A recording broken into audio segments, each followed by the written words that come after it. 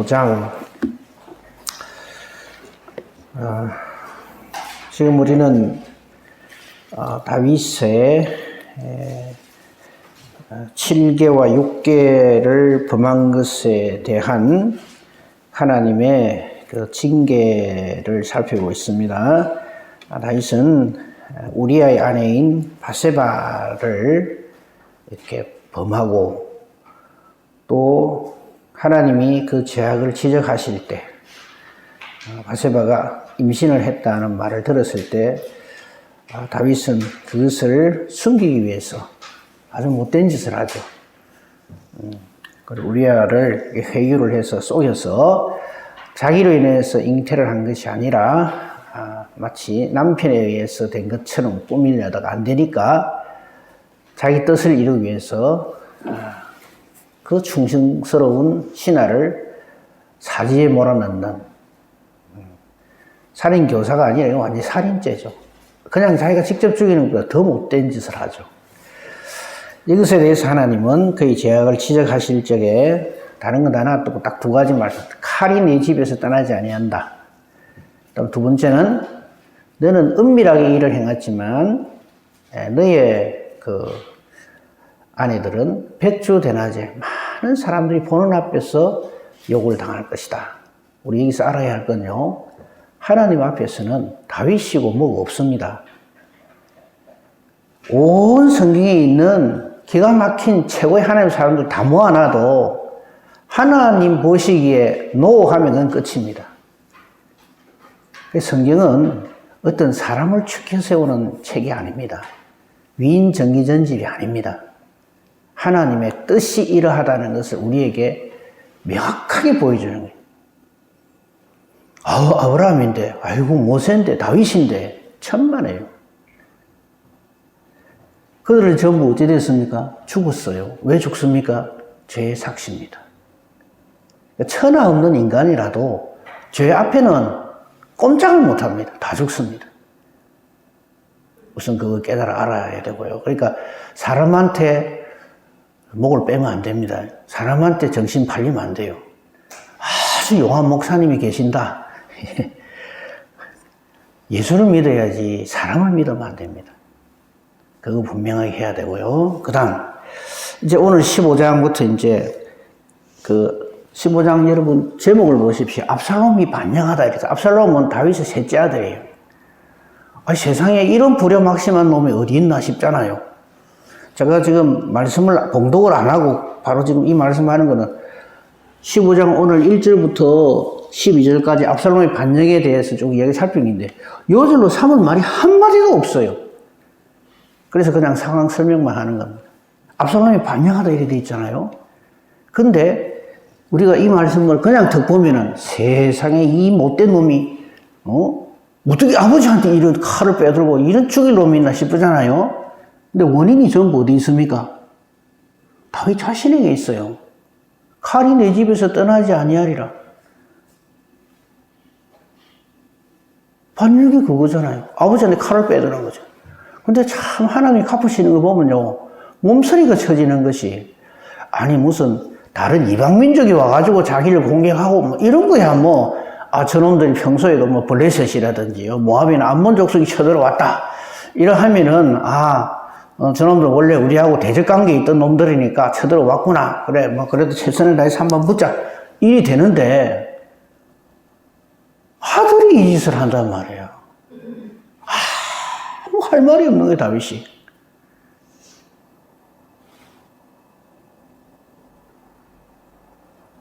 그러니까 하나님, 이런 표현이 이상한지 모르겠는데 하나님 눈에 나면요, 이거는 감당을 못합니다. 그래서 우리가 언제든지 무엇을 하든지 정말 하나님 보시기 어떨까를 항상 생각해야 됩니다. 우리는요, 아무도 모르면, 사람이 아무도 모르면 그건 괜찮다 이렇게 생각해요. 큰일 납니다. 자, 이제 그걸 베이스로 깔고 한번 봅시다. 압살롬이 반역하다 하는 이거 압살롬만 그런 게 아니고 모든 하나님이 없는 사람은 이래 삽니다. 그게 정답이에요. 하나님이 없는 사람은 압살롬 아니라 누구라도 딱 요래 삽니다 하는 것을 성경은 우리에게 쫙 보여줍니다. 자, 한번 봅시다. 어떻게 살아가는가. 15장 1절입니다. 그 후에 압살롬이 자기를 위하여 병거와 말들을 준비하고 호위병 50명을 그 앞에 세우니라. 하나님 없는 사람은요, 하나님을 위하여 살지 않습니다. 자기를 위하여 삽니다. 압살롬이 자기의 왕자고 또 이 압살롬에 대해서 보너스 전에 있었잖아요. 그죠? 그 14장 25절 보십시오. 14장 25절에 보면 온 이스라엘 가운데 압살롬같이 아름다움으로 크게 칭찬받는 자가 없었어요. 발바닥부터 정수리까지 완벽한 사람이었어요. 와, 왕자인데다가 외모까지 그냥 미스터 이스라엘이에요.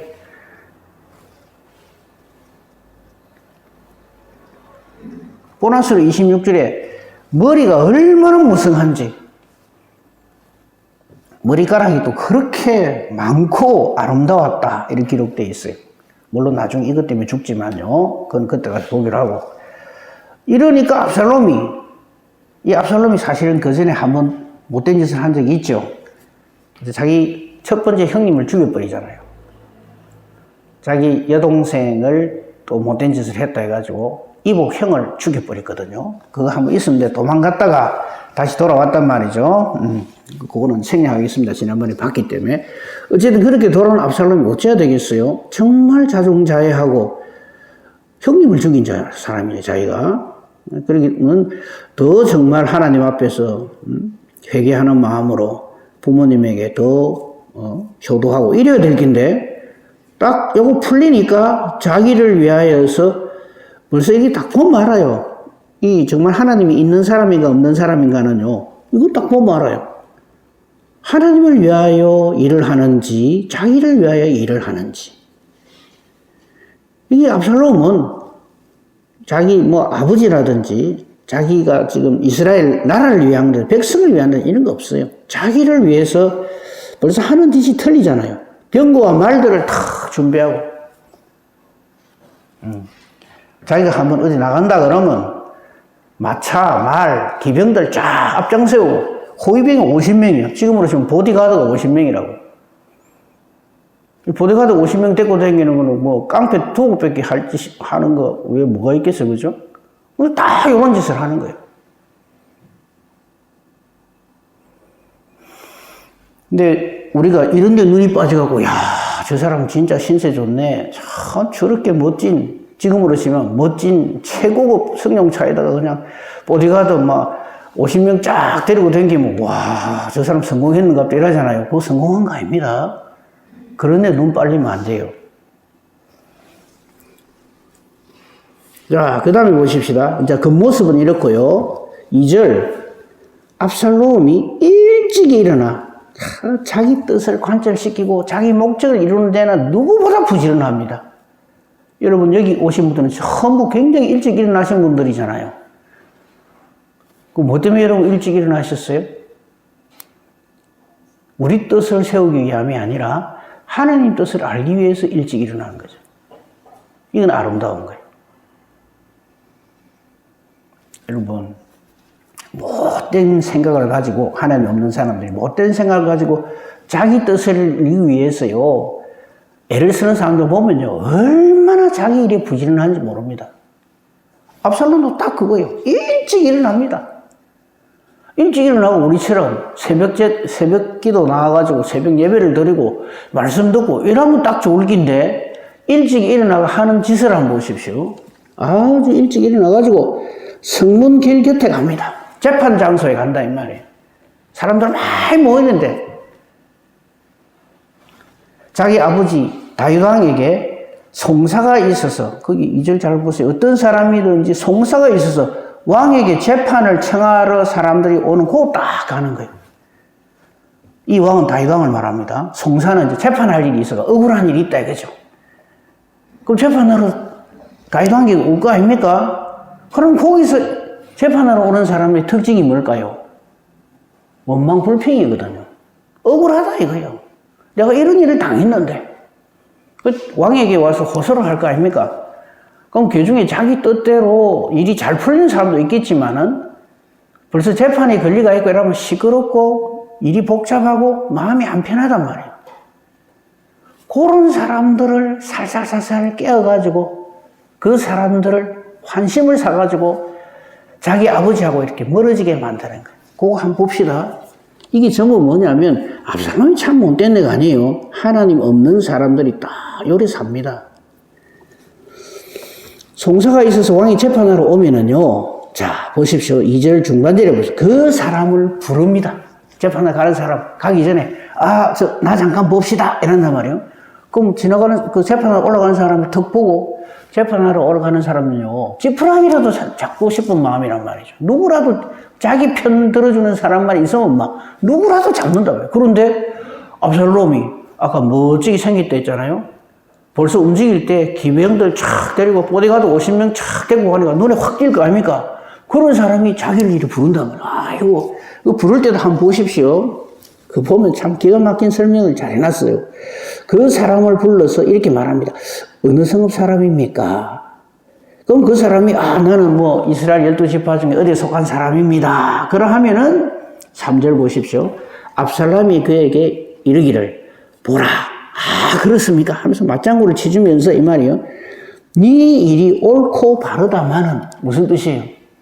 야, 당신이 맞네. 당신이 옳네. 근데 이 억울하게 지금 이 재판을 걸어갖고 지금 이런 어려움을 당하고 있네요. 다 그 사람 편을 딱 들어주는 거예요. 진짜 그 일이 옳고 그르고 그거는 상관없어요. 무조건 그 사람 편 들어주는 거예요. 그 말이 지금 3절에 네 일이 옳고 바르다마는 그 다음에 화살을 누구에게 돌린가 하면 자기 아버지 다윗왕에게 돌리는 거예요. 네 송사를 들을 사람을 왕께서 세우지 아니하셨다. 이 왕이 잘못했네. 우리 아버지가 틀리네. 당신이 이래 억울한데 내가 들어보니 당신 말이 맞는데 우리 아버지는 왜 일을 이렇게 처리하시지? 이런 식으로 턱 흘리는 거예요. 이래 못된 놈이 어디 있어요? 정말 이 압살롬이 이 나라를 사랑하고 정말 아버지에게 효도를 하고 이 왕자로서 일을 하려고 그러면 정확하게 일을 들어보고 억울한 일이 있으면 그건 풀어주고 아니면 이게 잘못됐으니까 이렇게 해결하십시오. 이런 말을 해야지. 막무가내 무조건 그 사람 당신이 맞네. 우리 아버지가 재판 잘못했네. 틀림없네. 이런 식으로 한다 이 말이에요. 왜 이렇게 할까요? 제목이잖아요. 압살롬이 반역을 하기 위해서. 반역할 적에 나를 따르라. 내가 우리 아버지한테 대적해가고 한번 붙어가지고 누가 왕이 되려고 한번 해보겠다. 이래 안 합니다. 살살 밑작업부터 하는 거죠.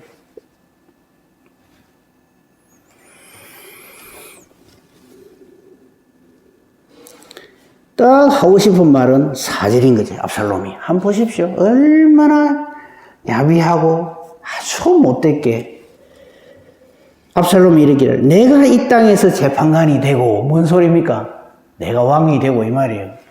내가 왕이 되고 누구든지 송사나 재판할 일이 있어서 내게 오는 자에게 내가 정의 베풀기를 원하노라.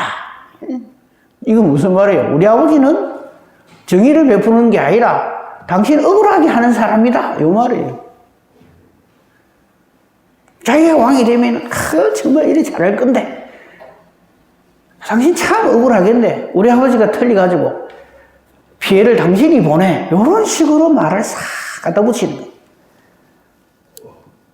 이 잡볼까지 다시 말씀드립니다. 이건 압살롬이 못된 게 아니에요. 무슨 다윗에게 책임이 있고 압살롬뿐만 아니라 누구든지 하나님 없는 사람은 딱 요래 삽니다. 자기 중심적으로. 하나님 뜻은 관심도 없어요. 자기 뜻을 이루기 위해서 아침 일찍부터 일어나가지고 가가지고 이런 짓을 계속 하는 거예요. 여러분 무슨 일에 열심을 내는지 가만 한번 생각해 보십시오. 그리고 그 일을 나를 위해서 하는지 하나님을 위해서 하는지 한번 생각해 보십시오. 그러니까 얼마나 막 입으로는 상대방 마음을 얼마나 맞춰주는지 모릅니다. 내게 오는 자 내가 정의 베풀기를 원한다. 그럼 이 말을 들은 사람이 얼마나 자기 편 들어주고 하니까 그것도 이제 알 거 아니에요. 일국의 왕자인데 이리 멋진 사람이 자기 말 들어주고 자기 편 들어주니까 감사해가지고 이제 아이고 감사합니다 하면서 절을 하려고 그러잖아요. 예의를 갖추려면 그 5절 보십시오. 이건 보면 압살롬 참 대단한 사람이에요. 5절 보십시오. 그 사람이 가까이 와서 그에게 절을 하려고 하면 아이고 자기 말 들어주고 자기 편 들어주고 하니까 얼마나 고마워요. 그 아이고 이래가지고 인사를 하려고 하면 절을 하려고 하면 압살롬이 손을 펴서 그 사람을 붙들고요. 그 사람에게 입을 맞추면서 아이고 이래 하지 마라. 내가 뭐 당신한테 이런 말 들으려고 이렇게 하려고 내가 뭐 이렇게 하는 거 아니다. 이런 식으로. 기가 막히죠. 하나님 없는 사람은 이런 악한 일에는 기가 막히게 합니다. 왜? 그 속에 마귀가 들어앉아 있기 때문에. 악령이 들어가 있기 때문에. 하나님 말씀이 없기 때문에. 성령이 없기 때문에. 다 요래하는 거. 압살롬만 그런 거 아닙니다. 누구든지 하나님 없이 그 마음에 하나님이 없는 사람, 말씀이 없는 사람은 누구나 요렇게 합니다.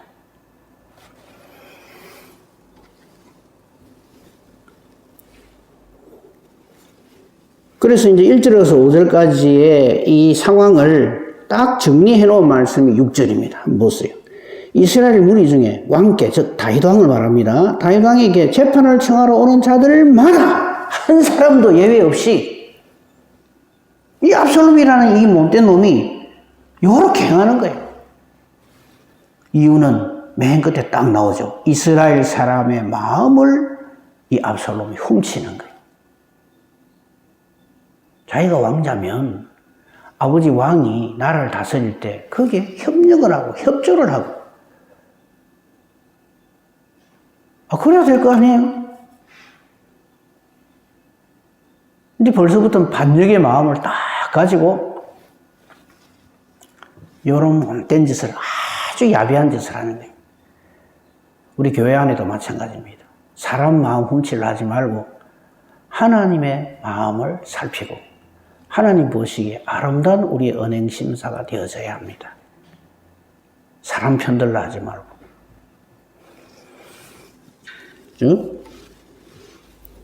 사람의 마음을 자꾸 훔치려고 하지 말고 하나님 뜻을 찾고 그 하나님 뜻에 순종을 해야 됩니다. 그죠?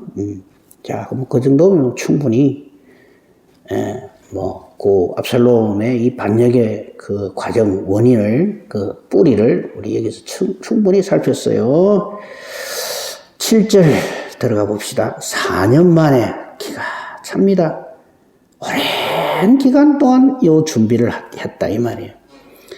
근데 그거 안 찾아도 되겠지만, 그요. 7절 맨 처음 시작할 때 4년 만에 할 때 사자 옆에 조그맣게 1대 있죠.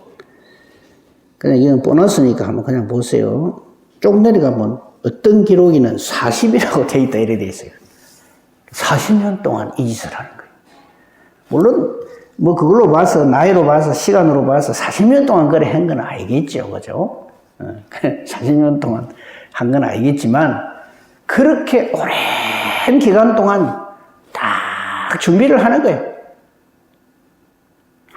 하나하나 사람 마음을 훔치고 아버지한테 확 뒤집을 그 기회를 보기 위해서 여러 못된 짓을 한다. 기회를 보는 것, 마귀가 전문적으로 하는 겁니다. 틈탄다 그러죠. 딱 보고 있다가 그 사람이 제일 딱 약할 때, 그럴 때 확 달라드는 거예요. 우리가 항상 우리의 마음을 흐트러뜨리지 말아야 할 것, 항상 깨어 있어야 할 이유가 거기에 있습니다. 마귀는 우리가 어떤 것에 약하고 어떤 것을 두려워하고 하는 일을 정확하게 알고 있어요. 그래서 기회가 딱 되면 덕담에서 달려듭니다. 무는 사자같이 두루다니면서 살필 자를 찾는다는 말이 그 말이에요. 4년 동안, 4년이 맞을 거예요. 압살롬이 다 요 준비를 하고는 드디어 딱 때가 됐다 싶은 판단이 드는 거예요, 압살롬이. 그리고 아버지한테 가가지고 이렇게 청을 합니다. 근데 이 청하는 것도 보면요, 전부 거짓말입니다. 거짓말이고 거짓 서원이고, 그 대신 아버지가 꼼짝 못하는 그 단어를 잘 알아요. 여호와 하나님 다 결명이 가면서 이런 거짓말을 합니다. 봅시다. 거짓말의 내용. 내가 여호와께 서원한 것이 있습니다. 서원입니다. 서운한 게 아니고 서원한 게 있다. 약속을 하고 지키겠다고 하나님 앞에 말씀드린 게 하나 있다. 그걸 서원이라고 그러죠. 그게 뭐냐 하니까 내가 헤브론에 가서 그 서원을 이루도록 해 주십시오. 이렇게 말을 해요. 그래서 헤브론으로 보내 주십시오. 이 말이에요. 요래 안 하고 그냥 가면 의심을 살 거기 때문에. 그러면 그 서원한 것에 대해 서원의 그 근거를 딱 말을 하는데 8절부터 전부 새빨간 거짓말입니다. 당신의 종이 아람 거수로 있을 때, 즉 옛날에 형 암논을 죽이고 도망가 있을 때 이 말이에요. 서원하기를 만일 여호와께서 반드시 나를 예루살렘으로 돌아가게 하시면, 그래서 나중에 그 요압 장군이 중간에 역할을 해가지고 다시 이렇게 회복됐잖아요. 그러니까 예루살렘으로 다시 돌아가게 하시면 내가 여호와를 섬기리다라고 헤브론에 가서 그 섬길 거라고 서원을 한 게 있습니다. 이라는 거예요. 보나마나 거짓말이죠. 이게 압살롬이 사탄의 지금 하수인 노릇을 하는 증거가 바로 여기 있는 거죠. 이 사탄은 거짓의 왕이고 거짓의 압입니다. 거짓말 하는 데는 선수입니다. 그 뿌리가 벌써 거짓이에요. 속임수. 우리가 무엇을 하든지 이게 약간 다른 사람을 속이고 이렇게 거짓말로 이렇게 하는 거는 이건 전부 사탄이 사주하는 거라고 확신을 해야 됩니다.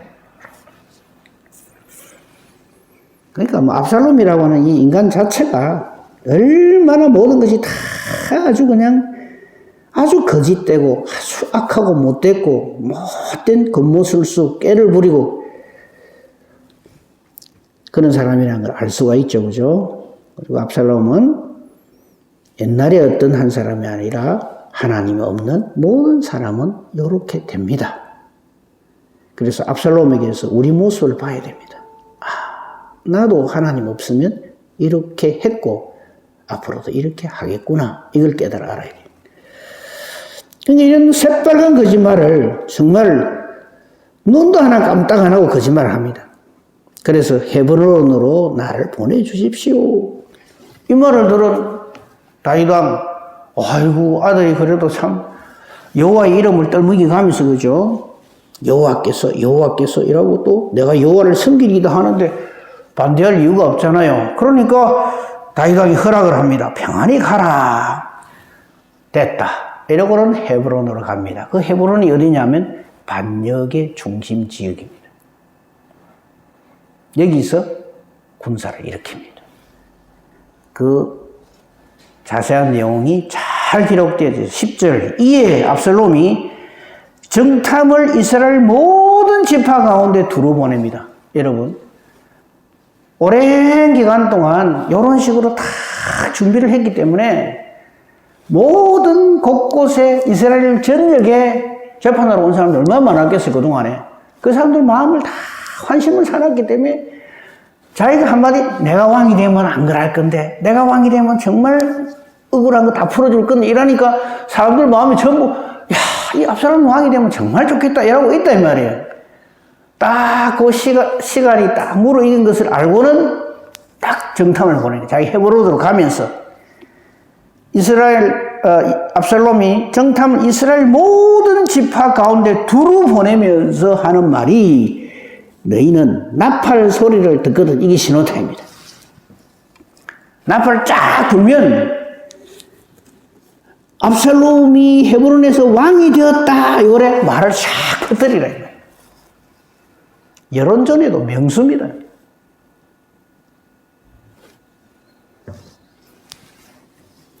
아주 군중심리를 잘 이용하고요. 사람들 마음을 훔치고 사람들을 속이고 그리고 이때 압살롬과 함께 이 헤브론으로 내려간 사람 수만 해도 200명이나 돼요. 11절. 그때 청함을 받은 200명 압살롬과 함께 예루살렘으로부터 헤브론으로 쫙 내려가는 거예요. 근데 참 더 재밌는 거는요, 이 200명이 가기는 가는데 압살롬이 무슨 짓을 하는지를 몰라요. 그게 11절입니다. 그들은 압살롬이 꾸민 그 모든 일을 알지 못하고 그저 따라가기만 한 사람들이다.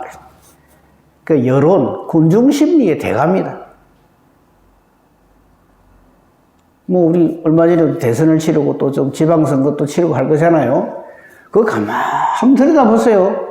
전부 누가 요거 잘하납니다. 사람 마음 누가 요를 잘하느냐. 돈 가지고 사람 마음 사고 꼭 선거 앞두고 뭐 풀어준다 해서 평소에 좀 그러죠.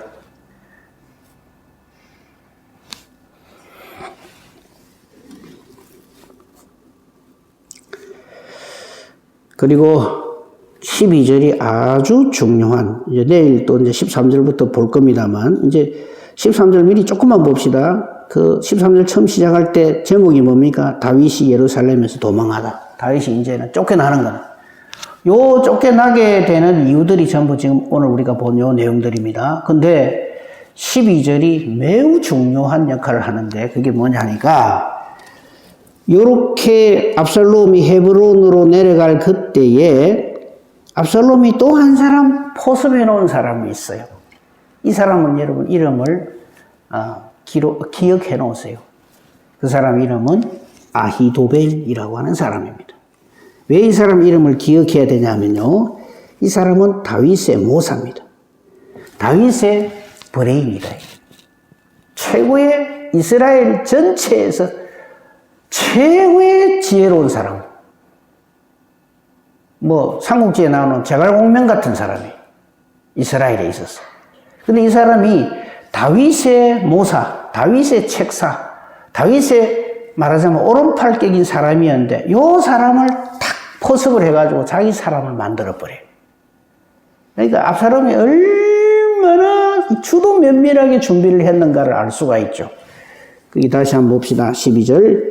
압살롬이 사람을 보내 다윗의 모사 길로 사람 아히도벨을 그의 성읍 길로에서 청하여 온지라. 이 청하여 왔다는 말은, 청하였는데 오지 않았더라 하면은 자기 편이 아닌데, 청하여 왔다는 말은 이 반역하는 일에, 압살롬이 반역하는 이 일에 이 아히도벨이 적극적으로 관여를 했다 이 말이에요.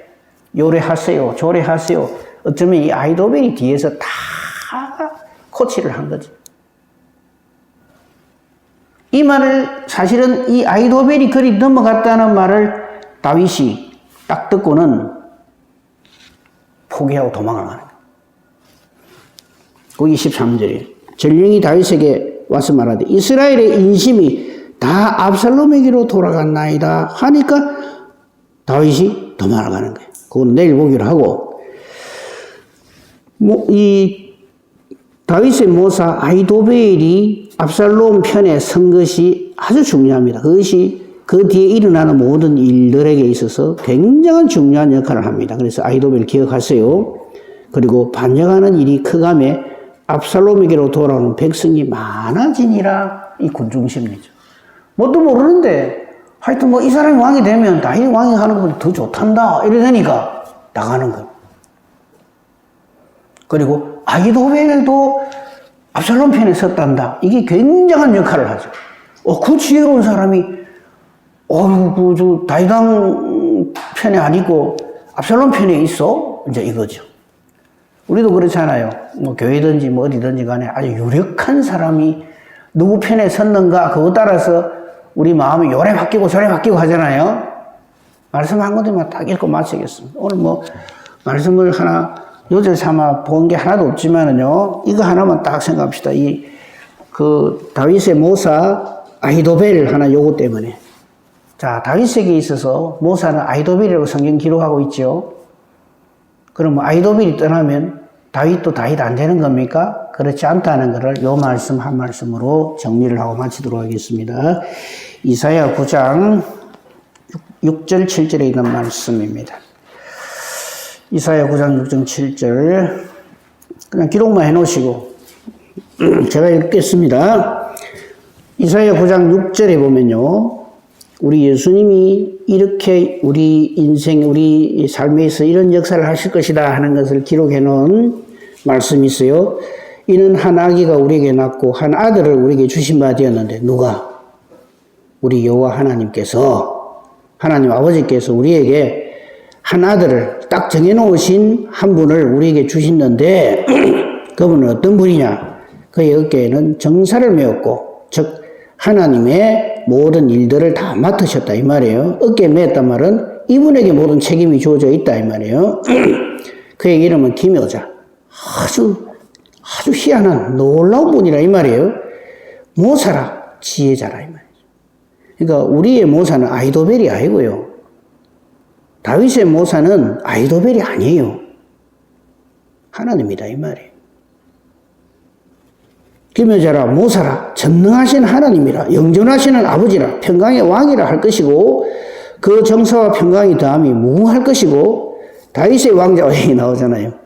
다윗이 왕이 될 수 있었던 것은 그가 용하고 장해서가 아닙니다. 아히도벨이라고 하는 기가 막힌 모사가 있어서가 아니에요. 다윗의 왕자와 그의 나라에 군림하시는 한 아들이신 메시아이신 우리 주님이 바로 우리의 기묘자고 모사고 전능하신 하나님이고 영존하시는 아버지고 평강의 왕이다 이 말이에요. 그 나라를 굳게 세우고 지금 이후로 영원히 정의와 공의로 그것을 보존하실 것이다. 이것은 만군의 여호와의 열심을 두고 내가 반드시 이 일을 너희에게 이루리라 약속해 주신 말씀입니다. 할렐루야. 그러니까 아히도벨이 내게서 떠났다. 상황이 이래 변화되었다. 사람들 인심이 그쪽으로 다 돌아갔다. 눈도 하나 까딱하지 마십시오. 우리의 영원한 기묘자 모사 모든 것을 완벽하게 우리에게서 이루어 주실 분은 딱 한 분, 우리 주 예수 그리스도. 그 예수 그리스도로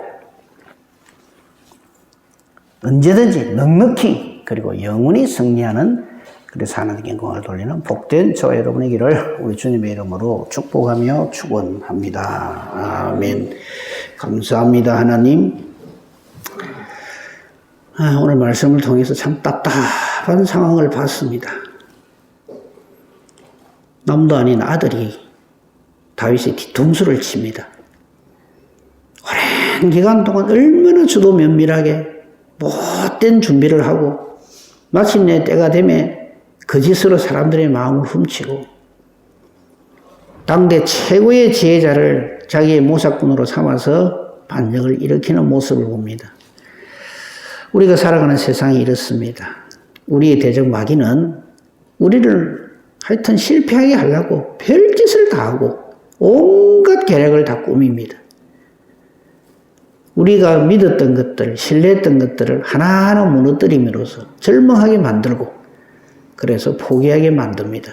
그러나 오늘 이 말씀을 통해서 우리 다시 한번 깨닫습니다. 우리의 영원한 모사, 우리의 영원한 기묘자, 우리의 영원한 구원자는 우리 주 예수 그리스도밖에 없음을 우리 다시 한번 깨닫습니다. 우리에게 아무리 기가 막히고 힘들고 어려운 일이 있다 할지라도 살아 역사하시는 우리 주님으로 인해서 넉넉히 승리하는 은혜와 복으로 충만하게 하옵소서. 우리 기도하는 것이 그러므로 내 상황을 자꾸 얘기하는 것이 아니라 하나님의 뜻을 찾고 하나님의 뜻대로 기도함으로써 어떤 형편처지 상황에 있든지 간에 절대 절망하거나 포기하거나 잘못된 길로 가지 아니하고 오직 하나님의 사람답게 그렇게 넉넉히 우리 주님의 이름으로 승리하는 저희들 되게 하소서. 오늘도 내가 만나는 누구이든지 간에 이 주님을 증거하는 저희들 되게 하소서. 우리 기도하는 것이 또한 하나님의 뜻과 같게만 해주시고 그래서 기도하는 대로 하나님이 기뻐 응답해 주시는 능력 있는 의인의 강구 되게 하소서. 범사 대소사 오직 주님 손에 부탁합니다. 감사하며 우리 주 예수 그리스도 이름으로 기도합니다. 아멘.